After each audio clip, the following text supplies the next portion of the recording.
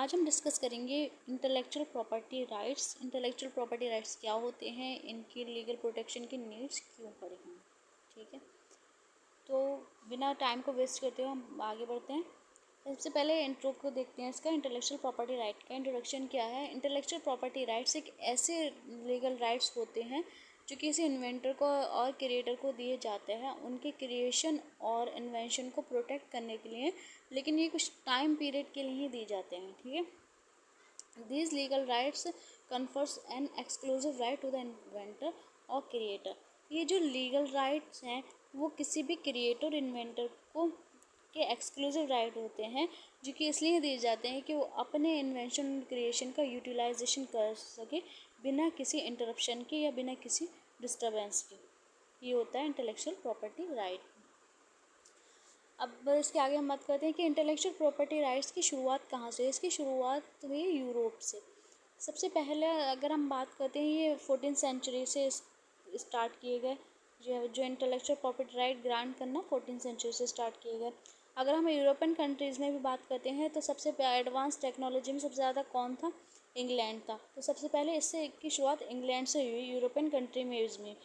हाँ, यूरोप से इसकी शुरुआत हुई, लेकिन यूरोप में भी इंग्लैंड से इसकी शुरुआत हुई है।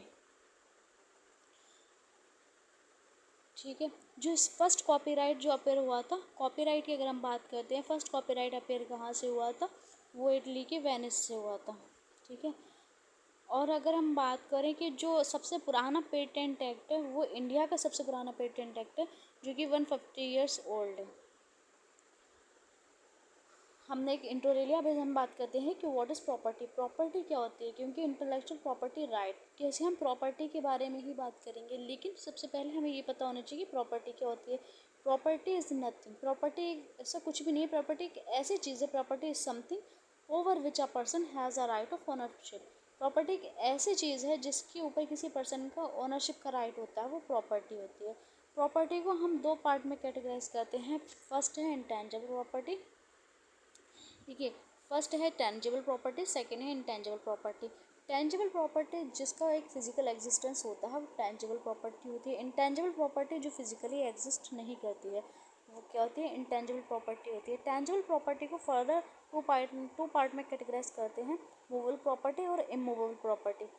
ठीक है, मूवेबल प्रॉपर्टी वो प्रॉपर्टी जिसको इजीली मूव किया जा सकता है वन प्लेस से दूसरे प्लेस पर, और इमूवेबल प्रॉपर्टी वो प्रॉपर्टी होती है जिसको इजीली मूवेबल नहीं होती है, हम उसको मूव नहीं कर सकते, वो होती है इमूवेबल प्रॉपर्टी।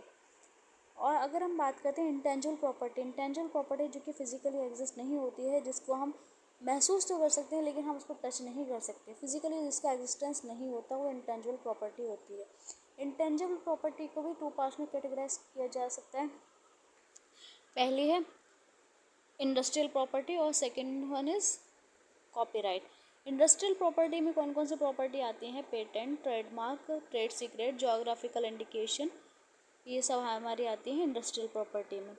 और कॉपीराइट, कॉपीराइट में क्या क्या इंक्लूड होता है? जैसे artistic work, musical work, photography, ठीक है, लिटरेरी वर्क, और जैसे भी कोई भी हमारे ड्रामेटिक वर्क होते हैं, ये सब आते हैं कॉपीराइट से रिलेटेड है। ठीक है, अब हम बात करते हैं, हमने भी प्रॉपर्टी को भी समझ लिया, प्रॉपर्टी के कैटेगराइजेशन को भी समझ लिया। अब हम बात करते हैं what is the intellectual property. Intellectual property क्या होती है? इंटेलेक्चुअल प्रॉपर्टी एक इंटेंजिबल प्रॉपर्टी होती है जो कि एग्जिस्टेंस में आती है किसी थ्रू, ह्यूमन इंटेलेक्ट के थ्रू एग्जिस्टेंस में आती है। ये एक क्रिएशन होता है ह्यूमन माइंड का, जैसे कि invention, literary, artistic work, symbols, name, images and design in commerce. अगर हम बात करते हैं, कोई भी हर एक बंदे के पास अपना अपना कोई ना कोई टैलेंट होता है। जैसे किसी के अंदर टैलेंट होता है कि वो पोइम लिख लेता है, कोई शायरी कर लेता है, कोई बुक अच्छी लिख लेता है, अच्छा राइटर होता है कोई, तो वो क्या है, ये क्या चीज़ है? ये इंटेलेक्चुअल प्रॉपर्टी है, क्योंकि उसके पास वो अपने क्रिएशन से कोई चीज़ क्रिएट कर रहा है, तो अपने माइंड के थ्रू कोई चीज़ क्रिएट कर रहा है, वो क्या होती है? Intellectual property. Through his intellect वो उस चीज़ को लेकर आ रहा है, वो इंटेलेक्चुअल प्रॉपर्टी कहलाती है। अब इंटेलेक्चुअल प्रॉपर्टी में से ये जो मैंने बताया वो कॉपीराइट की एग्जांपल थी, और इसके अलावा क्या होते हैं, हमने बहुत ज़्यादा कंपनीज़ के लोगो देखे हैं, लोगो होते हैं, सिंबल होते हैं, इमेजेस होती हैं, जैसे LG का लोगो अलग होता है, ठीक है, जैसे LG का लोगो होता है और सोनी का होता है, बहुत ज़्यादा कंपनी होती हैं उनके लोगो होते हैं। जैसे LG का लोगो कुछ इस तरह से होता है, ठीक है, ये LG का लोगो था। तो ये क्या होता है, ये होता है हमारा ट्रेडमार्क, ठीक है, ट्रेडमार्क होता है इसको, ट्रेडमार्क होता है। इंटेलेक्चुअल प्रॉपर्टी को हम, जो मैंने बता दिया आपको, दो पार्ट में डिवाइड कर दिया गया इंटेलेक्चुअल प्रॉपर्टी को, इंडस्ट्रियल प्रॉपर्टी और कॉपीराइट। कॉपीराइट में भी मैंने आपको बता दिया क्या क्या इंक्लूड होता है। फिर इसके बाद क्या होता है, प्रॉपर्टी जो को रजिस्टर, इंटेलेक्चुअल प्रॉपर्टी को रजिस्टर भी कर सकते हैं और अनरजिस्टर्ड भी होती हैं। अगर कोई अनरजिस्टर्ड प्रॉपर्टी है, इंटेलेक्चुअल प्रॉपर्टी है, तो उस पर ऑटोमेटिकली हमारा लीगल राइट आ जाता है। लेकिन अगर रजिस्टर्ड प्रॉपर्टी, अगर हम जब तक हम उसका रजिस्ट्रेशन नहीं कराएंगे तब तक हमारे पास कोई, हमारा उसके ऊपर कोई लीगल राइट नहीं आएगा। कोई भी इजीली एक्सप्लॉइट कर सकता है हमारी प्रॉपर्टी को और कोई भी थर्ड पार्टी उसको यूज़ कर सकती है। जहाँ पर रजिस्ट्रेशन कंपलसरी है वहाँ पर तभी हमारे पास उस प्रॉपर्टी पे लीगल राइट आएगा, जब हम उसका रजिस्ट्रेशन कर लेंगे, अदरवाइज नहीं आएगा। According to article 2 of the वाइपो, वाइपो की stand for world intellectual property organisation. तो हम इसकी डेफिनेशन की बात करते हैं। Intellectual property shall include the rights relating to literary, artistic and scientific work. अगर हम बात करते हैं अकॉर्डिंग टू आर्टिकल 2 ऑफ वाइपो, ठीक है, तो intellectual property shall include the rights relating to literary, artistic and scientific works, invention in all fields of human Endeavour, scientific discoveries, industrial designs, trademarks, service marks and commercial names and designation, protection against unfair competition, and all the other rights resulting from intellectual activity in the industrial, scientific, literary और scientific fields। ये जो definition थी, ये किसकी थी, ये definition वाइपो की थी, इंटेलेक्चुअल प्रॉपर्टी राइट्स।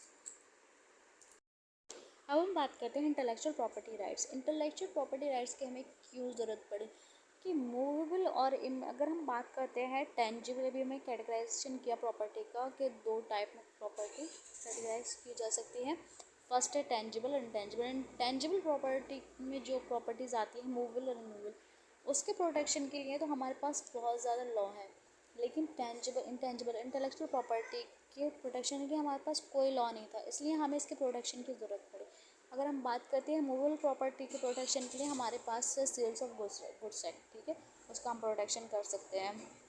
और immovable sales of goods act है। और IPC में भी अगर कोई क्रिमिनल असॉल्ट करता है हमारी प्रॉपर्टी पे, तो उसमें IPC में भी एक चैप्टर दे रखा है, पर्टिकुलर चैप्टर है उसके से रिलेटेड, प्रॉपर्टी से रिलेटेड है, वो मूवेबल इमूवेबल दोनों प्रॉपर्टी आती है उसमें। अब इमूवेबल प्रॉपर्टी के लिए भी एक ट्रांसफर ऑफ प्रॉपर्टी एक्ट भी है, और बहुत सारे ऐसे सिविल लॉज हैं जो प्रॉपर्टी को क्या करते हैं, प्रोटेक्ट करते हैं। लेकिन हमें अब ज़रूरत है इंटेलेक्चुअल प्रॉपर्टी को प्रोटेक्ट करने के लिए, तो इसलिए इंटेलेक्चुअल प्रॉपर्टी राइट्स को लाया गया है। इसमें बहुत उसको, हमारे राइट्स को, लीगल जो राइट्स हैं, हमारे क्रिएशन है, हमारा इन्वेंशन है, उसको प्रोटेक्ट करने की ज़रूरत है। तो उसके लिए क्या क्या स्टेप लिए गए। पहले इंटेलेक्चुअल प्रॉपर्टी राइट्स होते क्या, इंटेलेक्चुअल प्रॉपर्टी राइट्स एक तरीके के क्या है, लीगल राइट्स है जो कि प्रोटेक्ट करते हैं किसी भी पर्सन के artistic work, literary work, innovation, discoveries, symbols, designs for a specific period of time. ये स्पेसिफिक पीरियड ऑफ टाइम के लिए ही दिया जाता है। Intellectual property owners are given certain rights by which they can enjoy their property without any disturbance and prevent other from using them, although these rights are also called monopoly rights of exploitation. They are limited in geographical range, time and scope. ये certain period of time के लिए intellectual property rights जो है, legal rights, वो दिए जाते हैं, जिससे कि जो क्रिएटर है, इन्वेंटर है, अपने लीगल राइट्स का अच्छे से एंजॉय कर सके, फुल्ली यूटिलाइज कर सके उस राइट्स को, और कोई भी थर्ड पार्टी आके उसके इस राइट का एक्सप्लॉइटेशन नहीं करे। इसलिए इंटेलेक्चुअल प्रॉपर्टी राइट्स दिए गए हैं। अब बात करते हैं universal declaration of human rights में इंटेलेक्चुअल प्रॉपर्टी राइट्स की बात की गई थी आर्टिकल 27 में। इसमें ये कहा गया था, everyone has the right to the protection of the moral and material interest resulting from any scientific, literary और artistic production of which he is the author. ठीक है। यूडीएचआर में भी इंटेलेक्चुअल प्रॉपर्टी राइट के प्रोटेक्शन की बात की गई थी। इसकी हिस्ट्री भी अलग है। इसके प्रोटेक्शन के लिए एक वर्ल्ड इंटेलेक्चुअल प्रॉपर्टी ऑर्गेनाइजेशन भी काम करती है इसको लीगल राइट प्रोटेक्शन के लिए। और एक एग्रीमेंट है जो ट्रिप्स एग्रीमेंट के नाम से जाना जाता है, उसके वो भी इसके प्रोटेक्शन की बात करता है। तो इंटरनेशनल लेवल पे, वर्ल्ड लेवल पे भी इसके प्रोटेक्शन की बात हो रही है, वर्ल्ड लेवल पे भी इसका प्रोटेक्शन किया जाता है। ठीक है, तो आज के लिए इतना ही। आज मैंने इसका मीनिंग और डेफिनेशन आपको बता दी। मीनिंग बताते हैं इंटेलेक्चुअल प्रॉपर्टी राइट्स क्या होते हैं, इंटेलेक्चुअल प्रॉपर्टी क्या होती है। अब हम नेक्स्ट वीडियो में कवर करेंगे नीड क्या होती है, इसके प्रोटेक्शन की हमें नीड क्यों बनी, और इकोनॉमिक पर्सपेक्टिव से इसकी क्या ज़रूरत है, क्या इंपॉर्टेंस है, और ह्यूमन राइट्स में इसकी क्या इंपॉर्टेंस है, ये नेक्स्ट वीडियो में कवर करेंगे। ठीक है, आज के लिए इतना ही। अगर कोई भी डाउट हो तो आप मुझसे कमेंट करके पूछ सकते हैं। अगर मेरी वीडियो अच्छा लगा तो प्लीज़ लाइक शेयर सब्सक्राइब ज़रूर करें मेरे चैनल को। Thank you.